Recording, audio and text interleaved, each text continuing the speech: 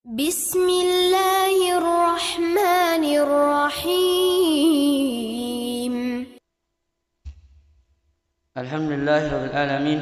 Alhamdulillahilladzi arsala rasulahu bil huda wa dinil haqq liyudhhirahu 'alad dini kullih wa kafaa billahi shahida. Asyhadu an la ilaha illallah wa asyhadu anna Muhammadan abduhu wa rasuluh. Segala puji bagi Allah yang telah memberikan kita beribu-ribu kenikmatan. Yang pertama, nikmat iman, nikmat sehat. Sampai saat ini Allah memberikan kita nikmat, yaitu nikmat melaksanakan salat subuh secara berjamaah.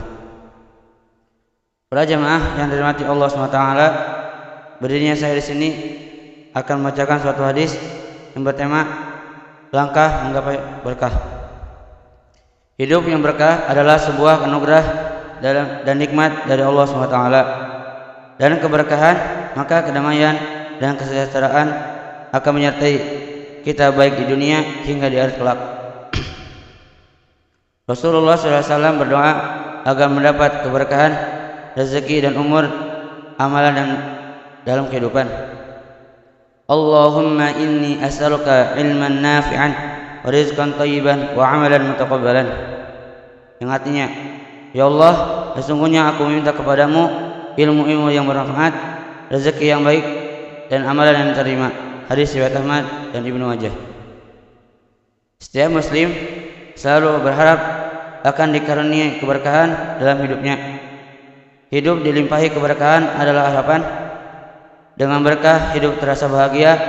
Sejatinya keberkahan merupakan urusan Allah SWT. Akan tetapi kita bisa berdoa agar keberkahan dianugerahkan kepada kita. Rasulullah SAW sendiri berdoa kepada Allah SWT agar diberikan keberkahan dalam segala urusannya, sebagaimana dalam doa istikharahnya yang beliau ajarkan kepada para sahabatnya. Ya Allah, jika engkau mengetahui bahwa hal ini baik bagiku, agamaku, duniaku, dan akibatnya cepat atau lambat, maka takdirnya dia buatku, dan kemudian berikanlah keberkahan di dalamnya. Hadis riwayat Bukhari. Selain doa yang selalu kita panjatkan kepada Allah SWT, keberkahan tentunya bisa kita raih dengan amal salih sehari-hari, antara lain yang pertama, mensyukuri segala nikmat dengan cara senantiasa bersyukur dan mengingat kenikmatan yang datang dari Allah SWT. Kita akan mendapatkan kenikmatan dan keberkahan dalam hidup kita.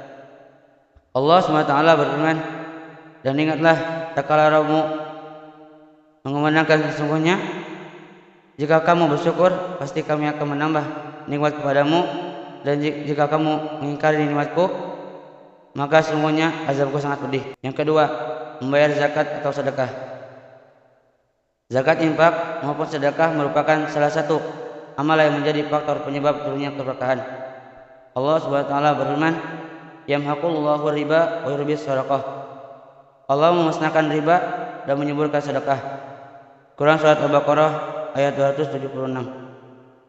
Yang ketiga, keberkahan mencari rezeki dengan hati qanaah dan jiwa yang dipenuhi dengan qanaah dan keridhaan dengan segala rezeki yang datang dari Allah SWT, maka keberkahan akan datang kepada kita.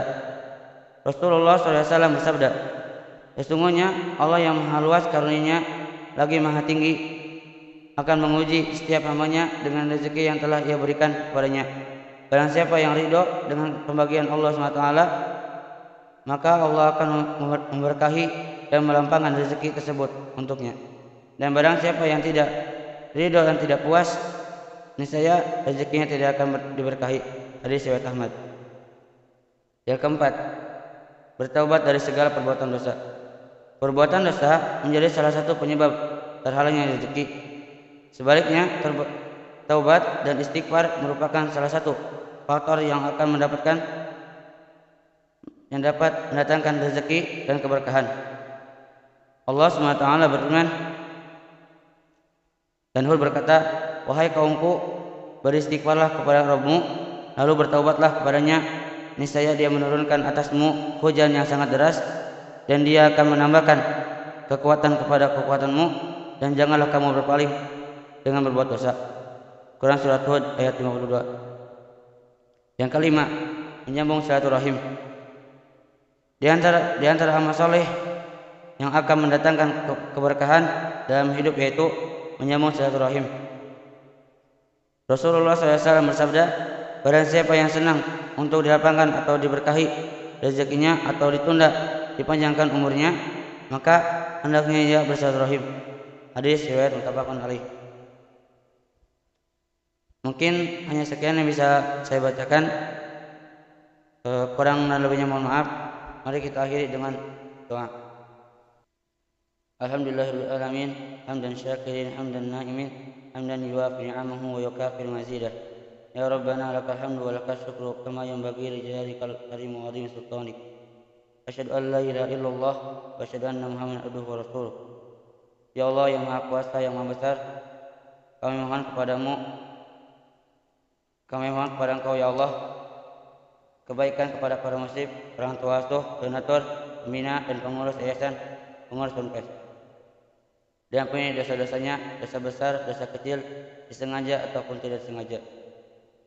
Diberikan hidayah agar dapat melaksanakan sebuah perintah-Mu dan meninggalkan semua larangan-Mu. Diberikan kesehatan agar bisa istiqomah dalam melaksanakan ibadah, baik yang wajib maupun yang sunnah. Diberi rezeki yang luas dan berkah agar mau berbagi kepada anak yatim dan duafa dan perjuangan Islam. Diberikan kemampuan bisa bersabar jika menerima musibah dan pandai mensyukuri nikmatan. Diberi keturunan yang qurrata a'yun, keturunan yang soleh dan solihah. Rabbana zalamna anfusana wa illam taghfir lana wa tarhamna lanakunanna minal khasirin. Rabbana atina fid dunya hasanah wa fil akhirati hasanah wa qina adzabannar. Subhana rabbika rabbil izzati amma yasifun wa salamun alal mursalin walhamdulillahirabbil alamin. Hadza minni. Assalamualaikum warahmatullahi wabarakatuh.